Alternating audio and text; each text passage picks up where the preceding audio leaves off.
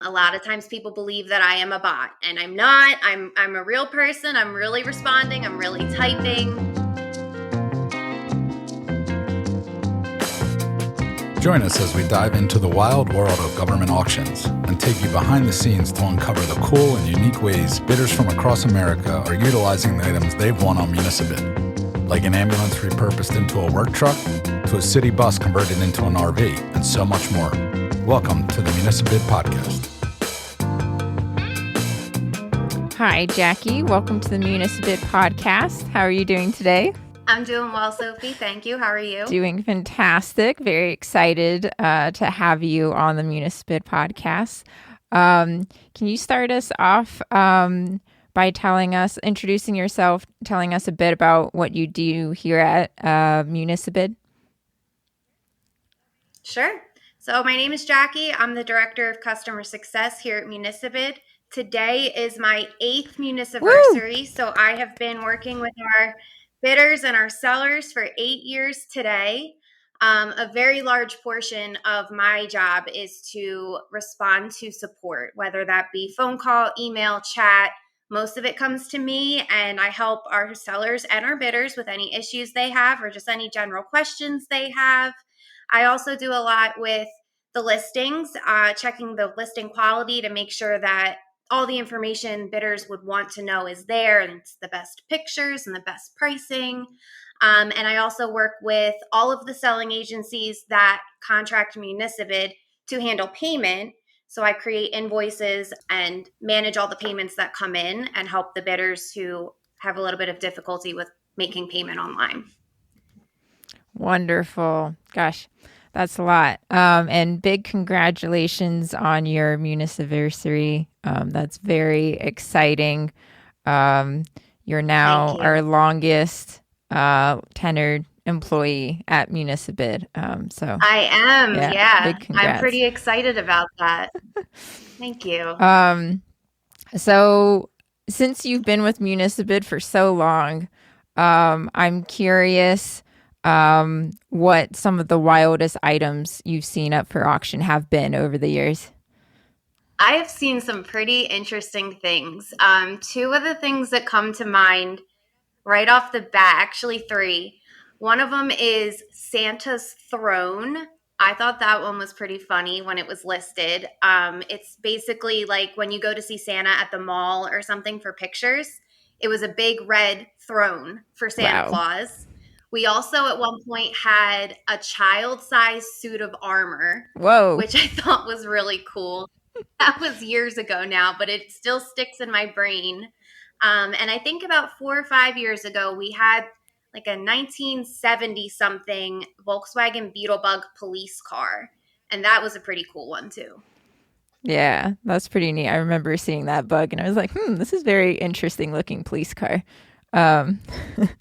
Yeah, you see some pretty cool stuff. So you're talking with our bidders and our sellers a lot.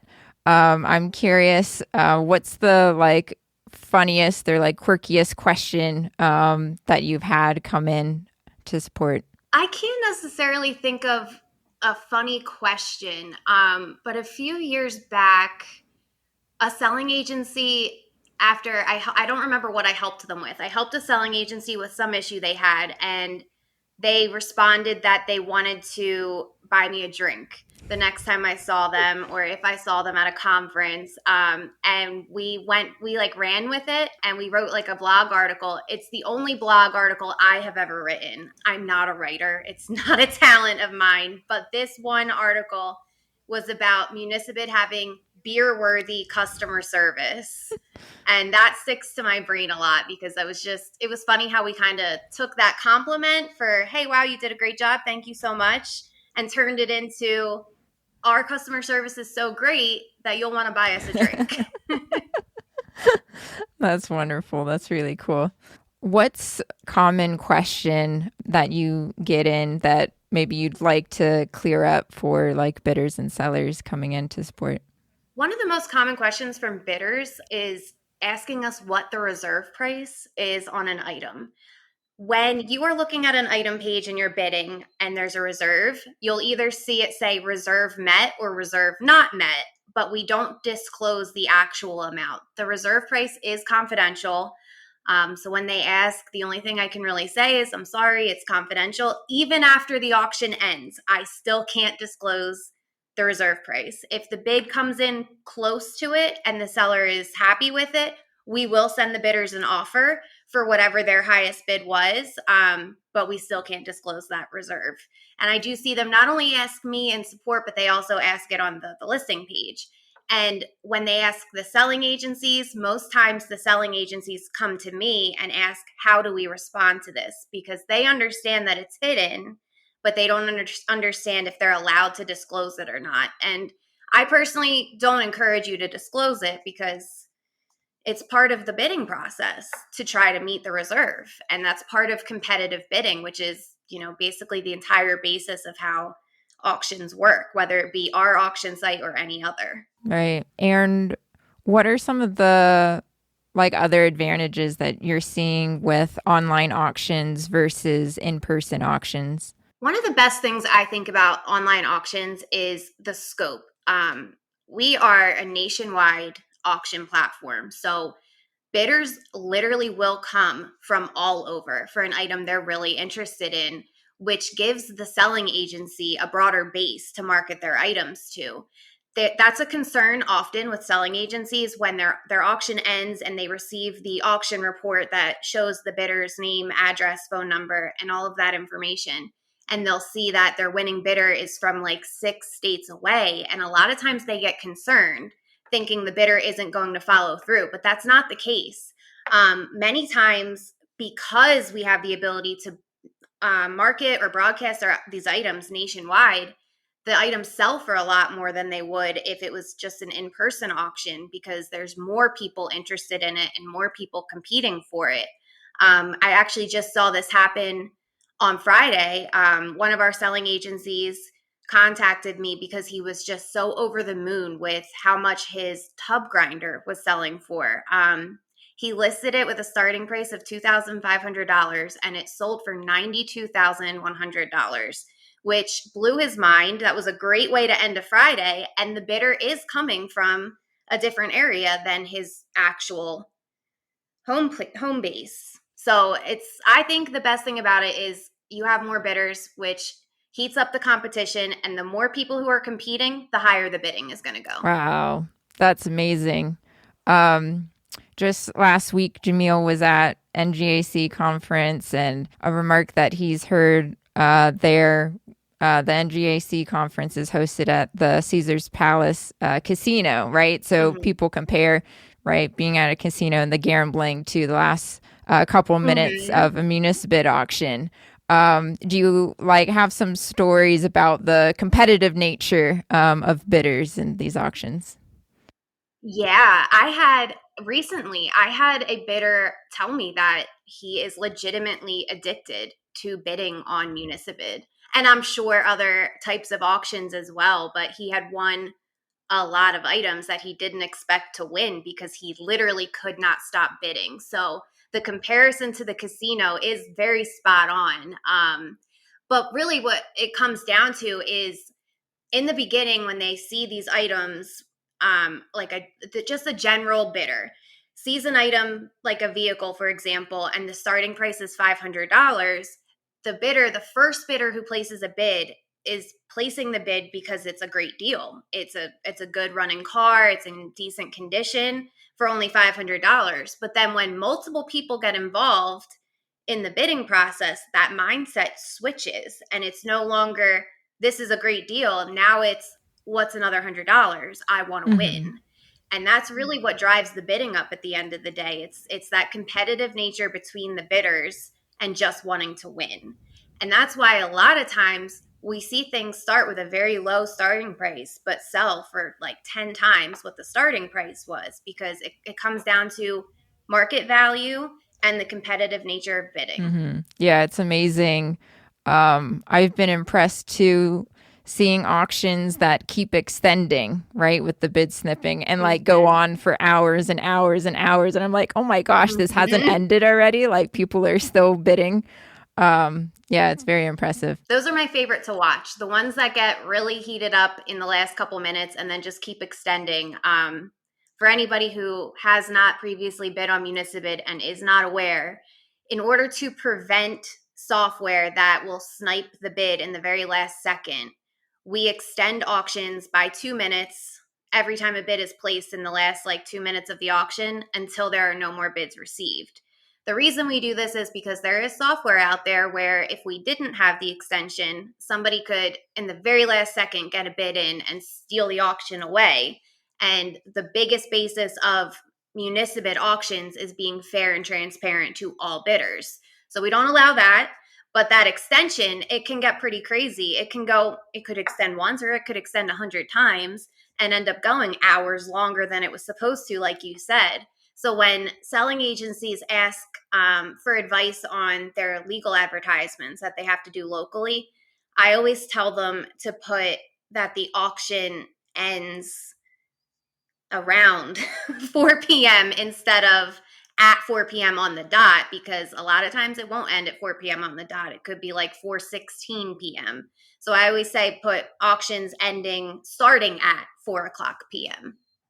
Yeah, that's really amazing seeing the competitiveness and seeing how many people really want these items that, I don't know, sometimes it just seems okay, that's an maybe average car, right? But yeah, there's demand. It is funny to see some of the things that, you or I might think are just an average, average tool, average vehicle. But to the bidders, they see something that we don't see or something we don't understand. I definitely see a lot of items that sometimes I don't even know what it is, but it'll sell for a lot. And it's because it definitely has a very set base of a customer who would be interested in it. And whether they're searching on Google or they know about Municibid and come straight to us, some of the items that get listed are very specific and it's a very particular buyer who needs it. And they find it here because we have all kinds of things listed. You can list absolutely anything except for weapons on Municibid, which we've seen. I'm telling you a little bit of everything. What are you still surprised by the types of items that are listed on Municibid? Yeah, sometimes. The general categories of items that are listed are vehicles, heavy equipment, tools, things like that. But when we get things we currently have a log cabin listed, or sometimes there's lost and found. A couple of selling agencies sell the lost and found items or things that were just repossessed. There's a district attorney's office that sells some items, and some of the things they sell, like clothing or shoes or used headphones and all these kinds of things really do sell. And it is interesting. My favorite is when we get really rare items that come in, but I do also just get a little bit of a laugh when it's something like a pack of t-shirts people are bidding on. Yeah, that's pretty interesting. Just the wide array of items available. That I guess when you think of a municipality, you wouldn't necessarily think they have. Right.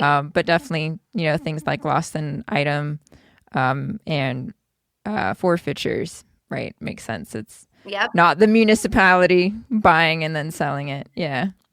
Right. So the past year or so, there's been a lot of talk of AI, and I believe that's a question that you get into support. Is our support AI? We are currently not using AI in support. The program that we use to run our live chat for support is starting to roll out some AI features. And for the most part, I just haven't found them very good at this point. If we're going to use AI in support, in my opinion, it needs to be extremely good. The questions that come in to support typically do need a real person to help resolve it. And even though it's me, a real person always answering, I do get asked very often if I'm a real person. A lot of times people believe that I am a bot, and I'm not. I'm a real person. I'm really responding. I'm really typing. Am I interested in incorporating AI at some point? Sure. I think there are some common questions that AI would definitely be helpful with, things like resetting a password or something more simple like that. But at this juncture, it just isn't at the point where I think it needs to be before I'm willing to have AI responding to our customers. At this juncture, I think it's still best for us to do it. It's usually me, but any member of our team to give a real answer and look at the question and whatever item it's referring to and really be able to help. I just don't feel like AI is quite there yet for support. And a lot of our customers don't want to talk to a bot anyway. That's usually what they're getting at when they're talking to me. They want to make sure that I am an actual human who is listening and responding because they don't want to talk to a bot. And I can confirm Jackie is a real person. I've met her in person. She's a human, not a robot. So just to thank you. set that anyone word who doubted it out there.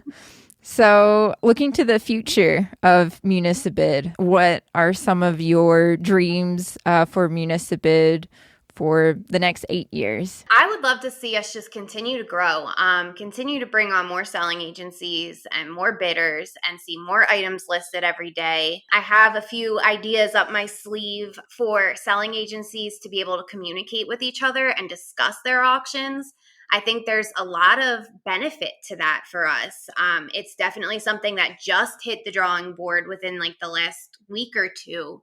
And I'm kind of brain mapping it out to then bring it to the team and discuss it. But I think there would be a really huge benefit to having an open forum where selling agencies can communicate with each other about what went really, really well about their auction or what roadblocks they faced, because ultimately our product, which is our website, only improves when we know what the roadblocks are. If we know what the obstacles are, then we know how to fix it. It's just a matter of being dialed in to be able to get that feedback. And we are always asking for feedback and we are always open to feedback. But I think having a general place where they can all communicate together will give us leaps and bounds above where we are now. We do have sellers and bidders who do offer up ideas occasionally, and I keep a running list of user wish list ideas, and when the time is right, I bring it to our development team and try to work on it, things that make the bidders' lives a little bit easier, the sellers' lives a little bit easier, and sometimes even mine a little bit easier. But that's one of the things I'd really like to see us do. I was also thinking recently about a way that we could have it right on the site where customers, whether it be a seller or a bidder, can offer any feedback or ideas they may have. Because right now it's just kind of when they feel like telling us in chat. It's not something we're directly asking for on a regular basis. But I think if we had a place where they could submit feedback at any time, that might help us a ton, because really at the end of the day, we only know what to fix if we know what the problem is or the roadblock or obstacle is that the customer is facing, because ultimately the customer is using the website in a way that we don't. Mm-hmm. Yeah. And is there anything from back when you first started at Municibid that you miss or that you don't miss, that you're happy that things have changed over the past 8 years? I wouldn't say there's anything that I miss. The website has had a complete overhaul of being redone, I think twice since I've been here in the last 8 years. And just seeing how the site has improved and become more user-friendly has been awesome. It's also been incredible to see how much we've grown and how many more selling agencies we're helping now and all the different states that we've brought on. When I first came on 8 years ago, it was very much the East Coast, just very much actually the Northeast. It was very much like Pennsylvania through Massachusetts. And then we had a couple scattered throughout the country from there, like in Texas and Louisiana. But since then, like, it's been really fun to see all the different states that have joined Municibid since then. And another thing that has changed dramatically in the last 8 years is we were handling payment for about 6 selling agencies when I started. We now handle payment for over 300. Wow. So that's a huge change. And that's always a process that I'm trying to improve upon. Right now, when a bidder wins an auction for a selling agency that we manage the payment for, the invoice directs them to what we call the pay page, which lists all the payment options. And when you look at that page, it's kind of like you're being slapped with too much information at one time. And I went over it with our head of design, Sam, last week, and we're going to revamp that page to make it a lot more digestible. And that's just one of the things that are kind of in the back of my head that we're working towards. I'm also working towards streamlining our payment system in the next year. I think right now it just could use a lot of work. It could be a lot easier for us and the bidder to make their payment and get the paid receipts over to the selling agencies faster. So that's one of the things that I'm looking to do a full overhaul on in the next year. I've had a lot of meetings with different banks and payment processors, and I've been keeping track of what I think is working, what I don't think is working so well, what could be better. I think one of the things that sticks out in my mind the most, and I hear it from our customers often, is when they win an item, their credit card that they have on their account is automatically charged for the buyer's fee. But they can't use that same credit card automatically to pay for an item. It's a whole separate invoice that we have to create and email over to them. And I think one of the things that would be really helpful for bidders is if they could just pay their invoice with the credit card that's on their account. It would save time for them and for us, and it would make the payment process 100 times faster. And I hear that often. Bidders will often ask me, why can't you just charge the credit card on the account? And at this time, I literally just don't have that option available to me, but I'm hoping to get there within the next year. Fantastic. Exciting to hear about upcoming improvements to Municibid, and to the bidders and sellers listening. If you've got some, thoughts on this, feel free to reach out to Jackie and share. Definitely, was open to feedback and looking for new ways that we can make things better. Always. Any other cool stories or things that you've seen over the years with Municibid that you'd like to share? I think the thing that's been the most exciting and hasn't ceased to be exciting to me in 8 years is watching auctions end. I think it's fascinating that an item can go for 2 weeks getting like 1 or 2 bids sprinkling in, but in the last 5 minutes of the auction, it could get 30 bids. And I just find that so incredible to watch. I have a lot of selling agencies who have contacted me over the years worried that their items aren't getting any bids. And I always tell them to just hang in there. The last day is when most of the action is going to happen. And then it happens and the selling agencies are blown away. And I always really enjoy hearing from the sellers when an auction went really well or it exceeded their expectations. I also really enjoy hearing from the bidders when they've had a really good experience with inspecting an item, winning it, picking it up, and all of that. So I think that's the thing that I love the most. I also really love the opportunities that I get to actually be out there in person with the customers. It's rare. I only get to go out and see the customers like 2 to 3 times per year, but I really do enjoy the time periods where I get to meet face to face with selling agencies or bidders and talk to them and hear how things are going, how they're using the site, and what improvements they have, like suggestion wise for us. I think the best way for us to grow and to improve is for us to listen to the customer and what their pain points are or what's working really well. I want to hear that too. So my favorite thing is when I get the chance to be face to face with the customer and really get to work with them. Something I'm really hoping to be able to do in the next 6 months to a year is the chance to work closer with selling agencies in person to kind of streamline their process on their end.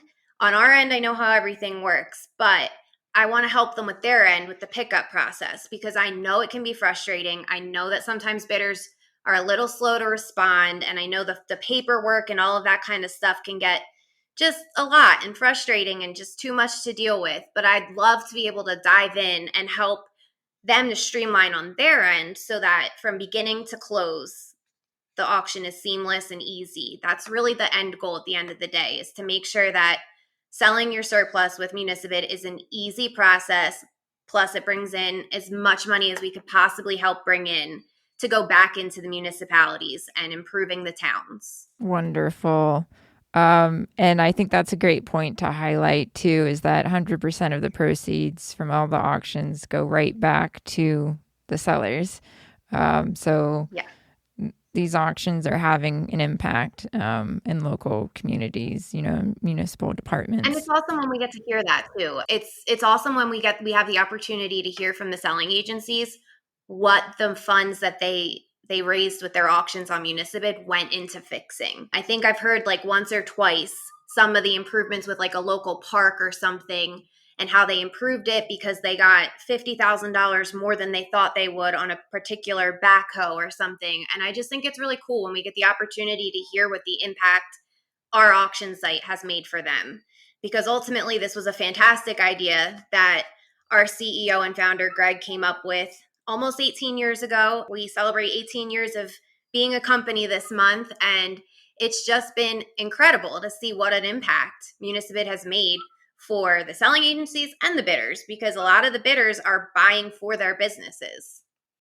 Yes, absolutely. Impact on the government side, but also on the bidder side, with them getting what they need to use in their business or community or, hobby projects that they've got going on. This has been amazing and a very exciting month all around. Today, your Municiversary, and then coming up May 15th, Municibid as a company, Municiversary. Yeah. So big celebration going on this month here at Municibid. We're honored to be able to serve all of our customers, and I think there's a lot of exciting things, it sounds like, coming in the near future. Definitely. So thank you so much, Jackie, for joining us here today on the Municibid podcast, and look forward to chatting again in the future. Awesome. Thank you for having me. Thank you for tuning in to the Municibid podcast. If you'd like to learn more about the world of government surplus, be sure to subscribe to this podcast wherever you listen to your podcasts.